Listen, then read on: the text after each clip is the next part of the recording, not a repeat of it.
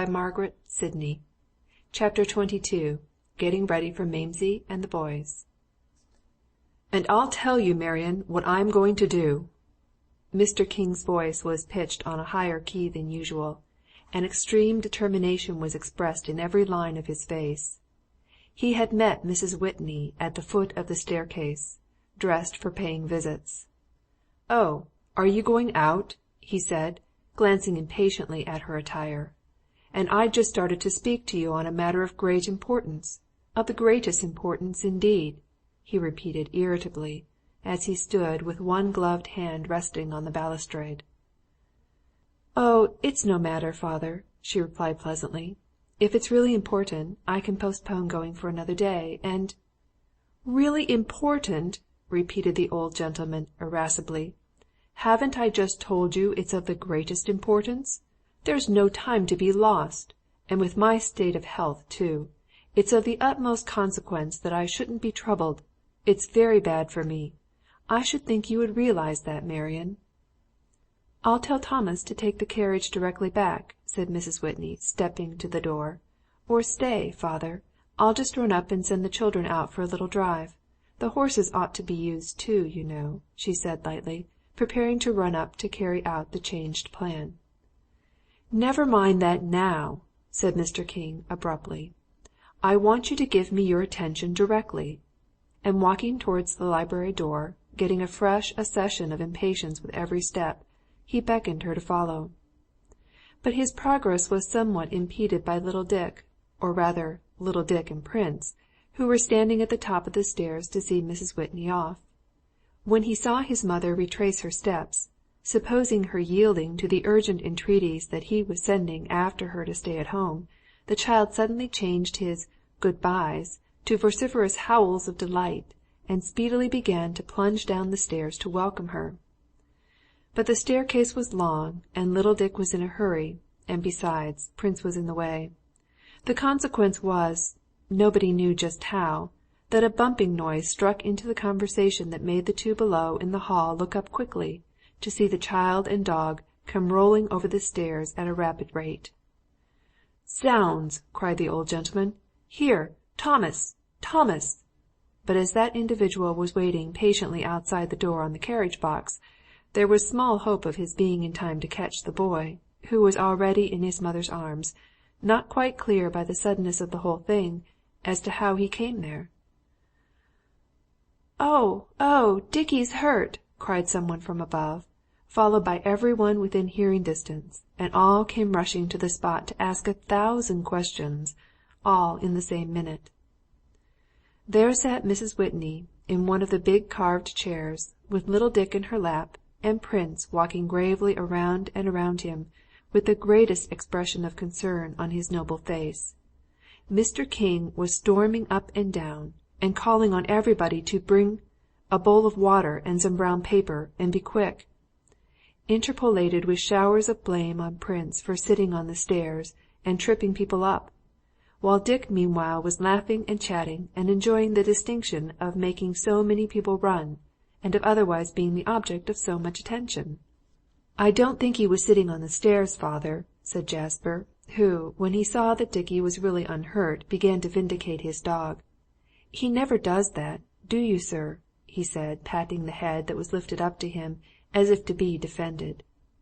"And I expect we shall all be killed some day, Jasper," said Mr. King, warming with his subject, and forgetting all about the brown paper and water which he had ordered, and which was now waiting for him at his elbow, "just by that creature."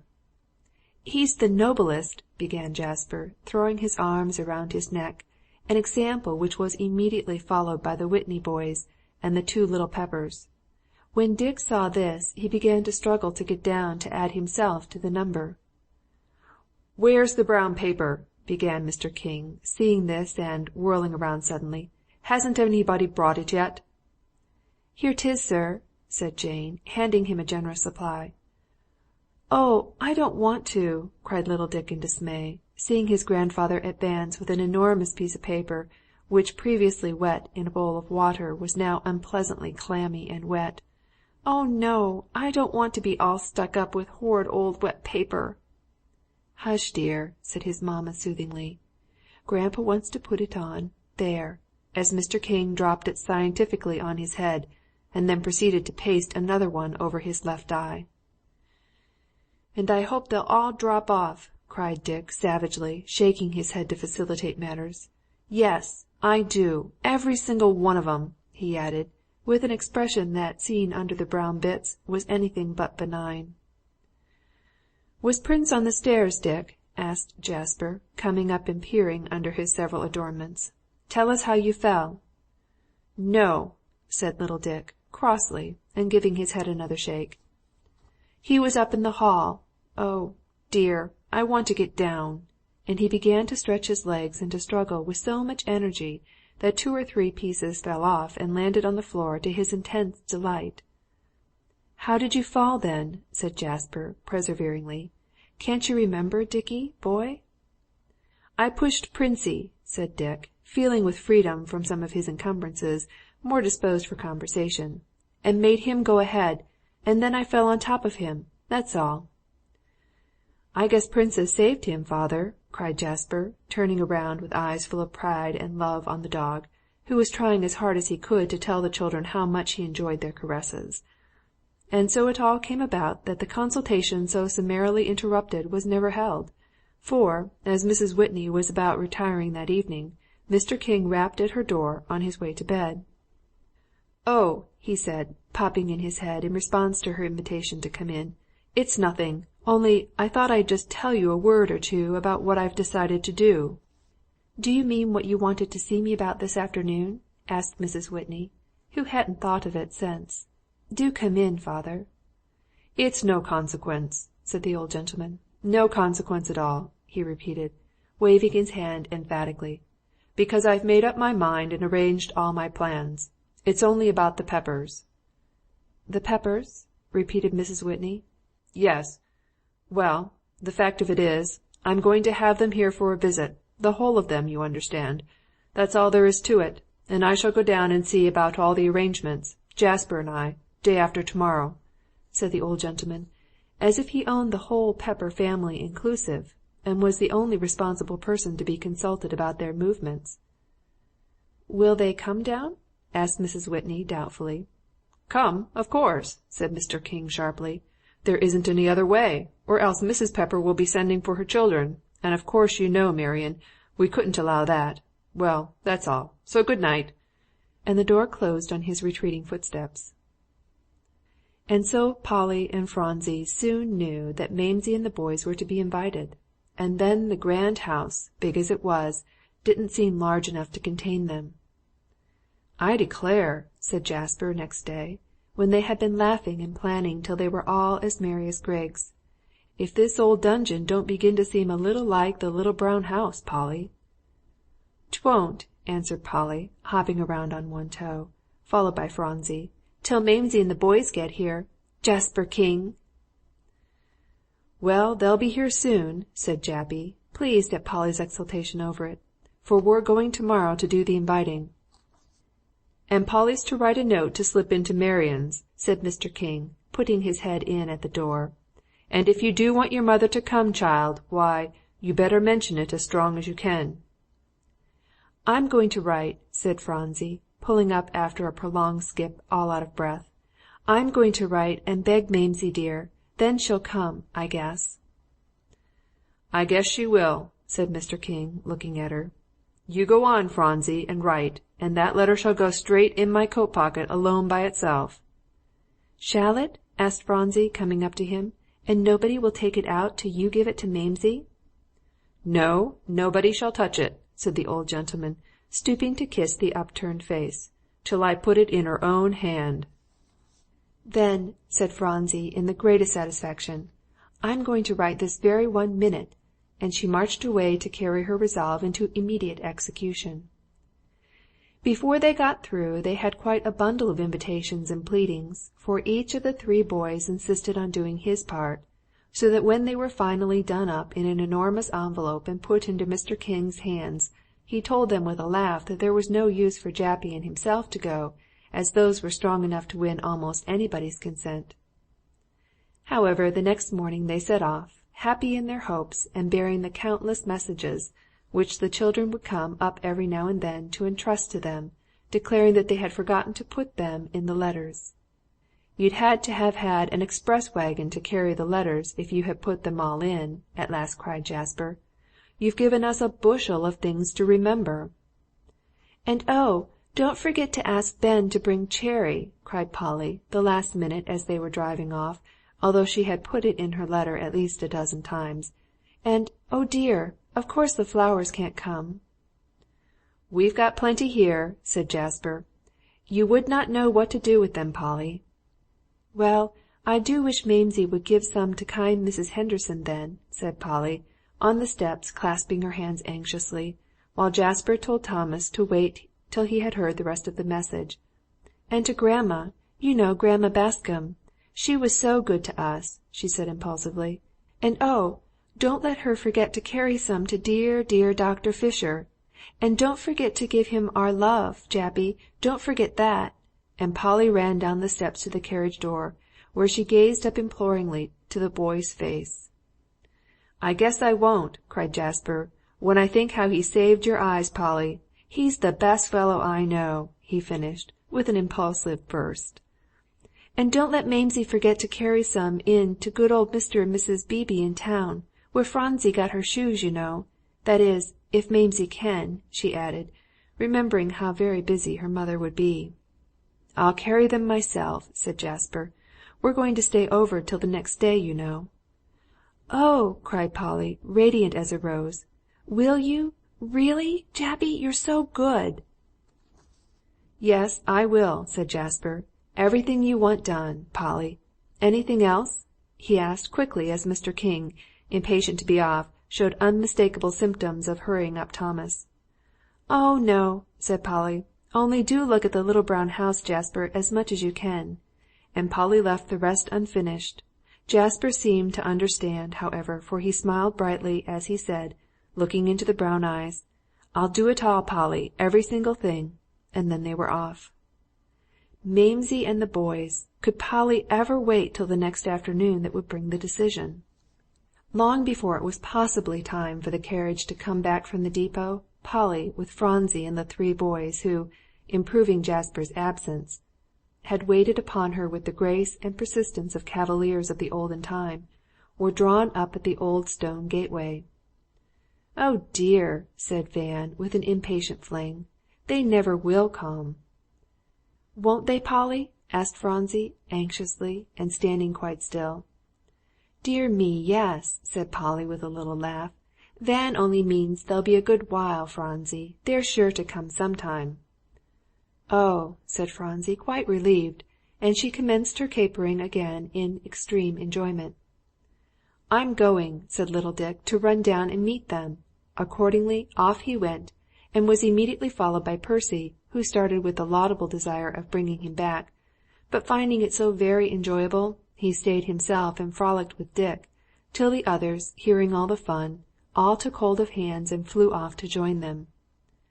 "Now," said Polly, when they recovered their breath a little, "let's all turn our backs to the road, and the minute we hear the carriage we must whirl around, and the one who sees 'em first can ask first, 'Is Mamsie coming?'" "All right," cried the boys. "Turn round, Dick," said Percy with a little shove, for Dick was staring with all his might right down the road, and so they all flew around till they looked like 5 statues set up to grace the sidewalk. "Suppose a big dog should come," suggested Van, pleasantly, "and snap at our backs." At this little Dick gave a small howl and turned around in a fright. "There isn't any dog coming," said Polly. "What does make you say such awful things, Van?" "I hear a noise," said Phronsie, and so they all whirled around in expectation. But it proved to be only a market wagon coming at a furious pace down the road, with somebody's belated dinner, so they all had to whirl back again as before. The consequence was that when the carriage did come, nobody heard it. Jasper, looking out, was considerably astonished to see, drawn up in solemn array with their backs to the road, 5 children, who stood as if completely petrified.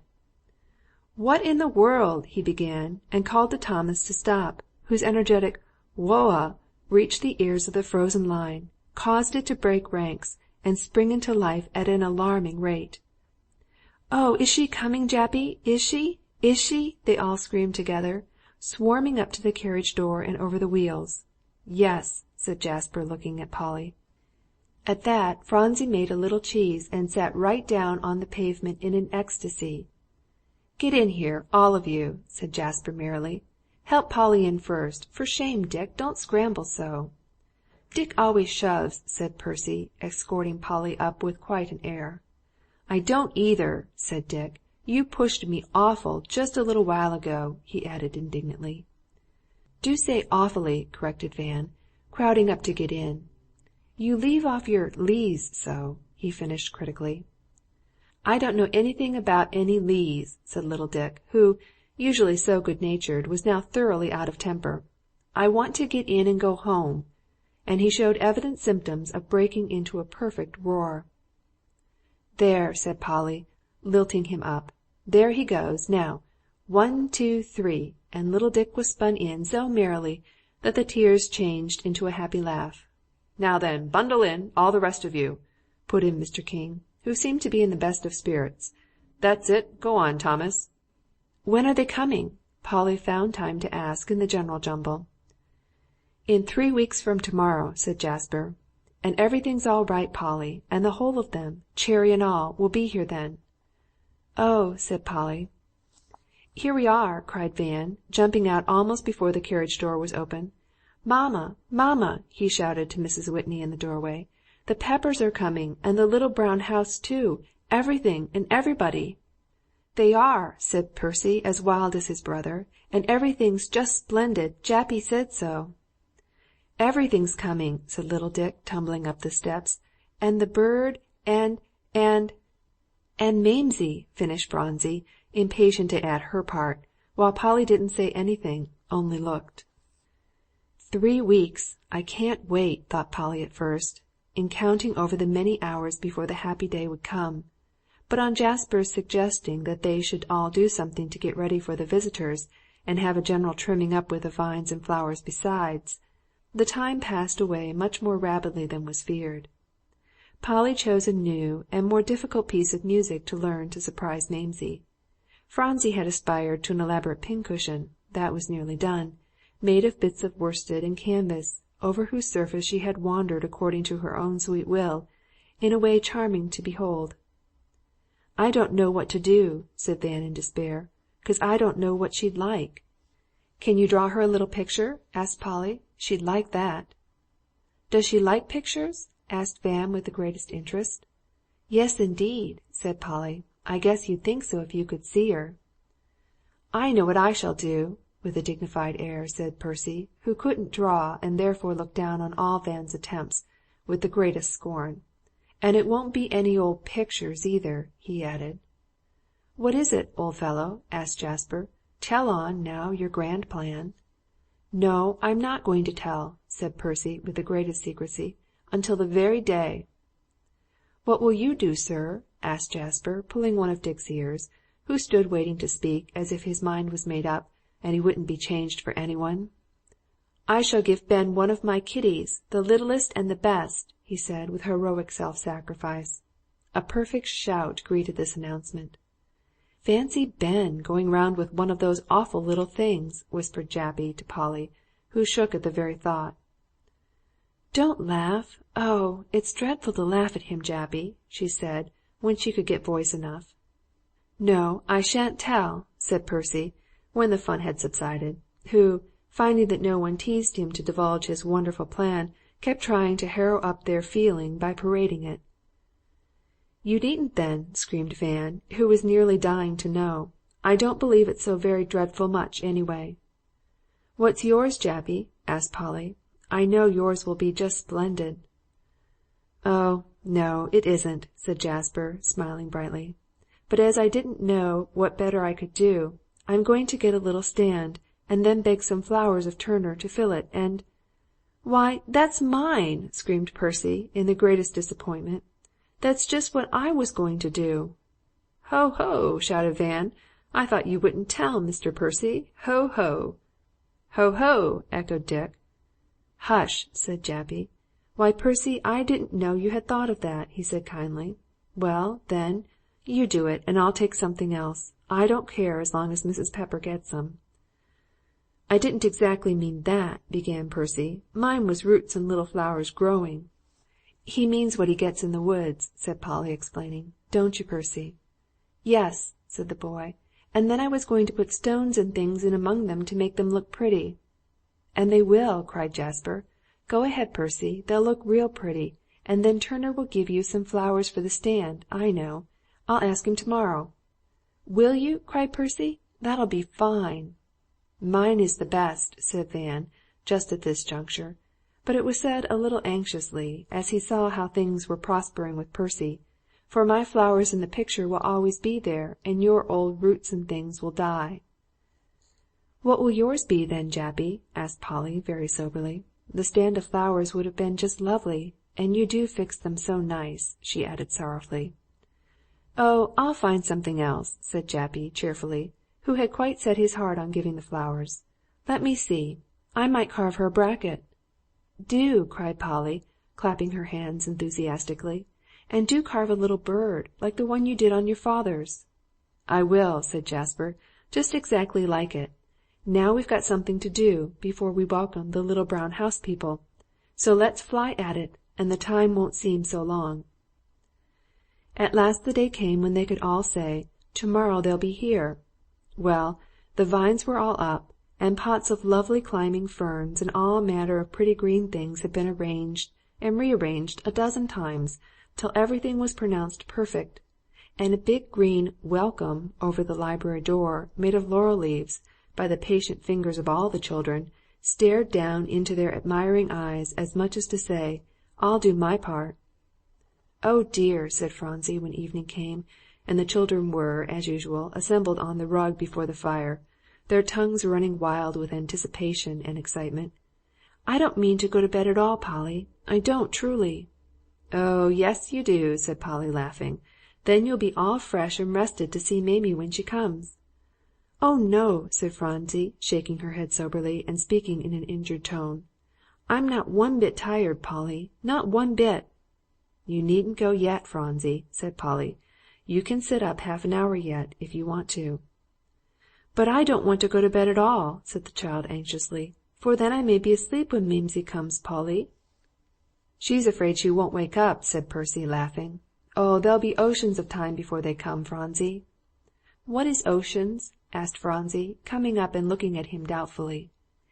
"He means Mamsie won't get here till afternoon," said Polly, catching her up and kissing her. "Then I guess you'll be awake, Phronsie pet." So Phronsie allowed herself to be persuaded, at the proper time, to be carried off and inducted into her little nightgown. And when Polly went up to bed, she found the little pincushion with its hieroglyphics that she had insisted on taking to bed with her, still tightly grasped in the little fat hand. "She'll roll over and muss it," thought Polly, "and then she'll feel bad in the morning. I guess I'd better lay it on the bureau." She drew it carefully away, without awaking the little sleeper, and placed it where she knew Phronsie's eyes would rest on it first thing in the morning. It was going on towards the middle of the night when Phronsie, whose exciting dreams of Mamsie and the boys wouldn't let her rest quietly, woke up, and in the very first flash she thought of her cushion. "Why, where?" she said in the softest little tones, only half awake. "Why, Polly, where is it?" And she began to feel all around her pillow to see if it had fallen down there. But Polly's brown head, with its crowd of anticipations and busy plans, was far away off in dreamland, and she breathed on, perfectly motionless. "I guess I'd better," said Phronsie to herself, now thoroughly awake and sitting up in bed, "not wake her up. Poor Polly's tired. I can find it myself. I know I can." So she slipped out of bed, and prowling around on the floor, felt all about for the little cushion. "'Tisn't here. Oh, no, it isn't," she sighed at last, and getting up she stood still a moment lost in thought. "Maybe Jane's put it out in the hall," she said, as a bright thought struck her. "I can get it there," and out she pattered over the soft carpet to the table at the end of the long hall, where Jane often placed the children's playthings overnight. As she was coming back after her fruitless search, she stopped to peep over the balustrade down the fascinating flight of stairs, now so long and dark. Just then a faint little ray of light shot up from below and met her eyes. "Why," she said in gentle surprise, They're all downstairs. I guess they're making something for Mamsie. I'm going to see."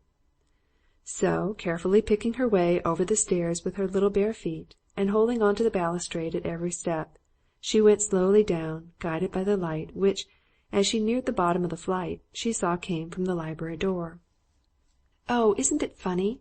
And she gave a little happy laugh. "They won't know I'm coming." And now the soft little feet went pattering over the thick carpet until she stood just within the door. There she stopped, perfectly still. Two figures, big and powerful, were bending over something that Phronsie couldn't see, between the two big windows. A lantern on the floor flung its rays over them as they were busily occupied, and the firelight from the dying coals made the whole stand out distinctly to the gaze of the motionless little figure.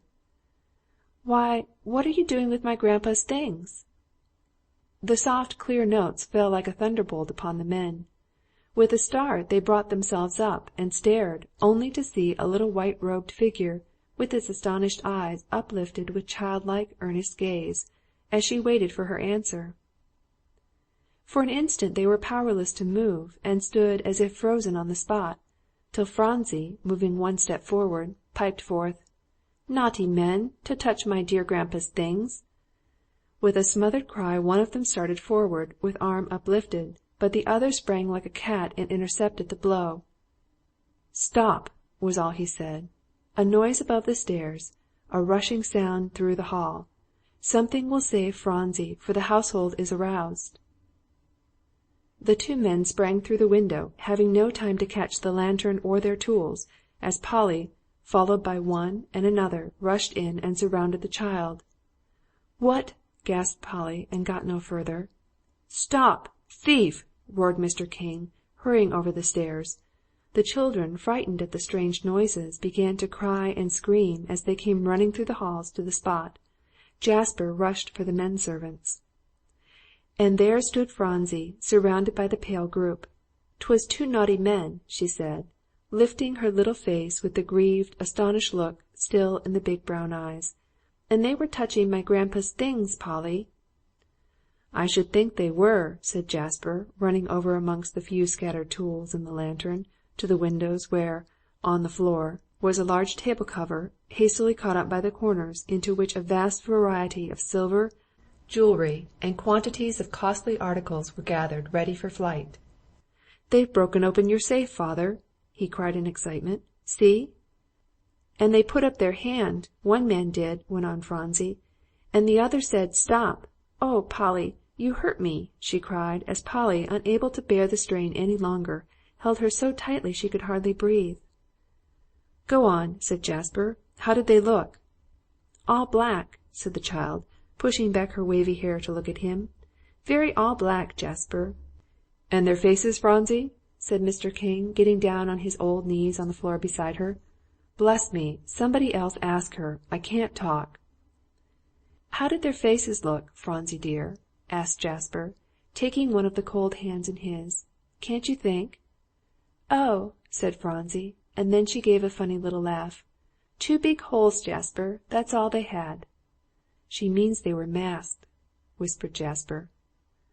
"What did you get up for?" Mrs. Whitney asked. "Dear child, what made you get out of bed?" "Why, my pincushion," said Phronsie, looking worried at once. "I couldn't find it, and—" But just as this, without a bit of warning, Polly tumbled over in a dead faint. And then it was all confusion again. And so, on the following afternoon, it turned out that the Peppers, about whose coming there had been so many plans and expectations, just walked in as if they had always lived there. The greater excitement completely swallowed up the less. End of chapter 22.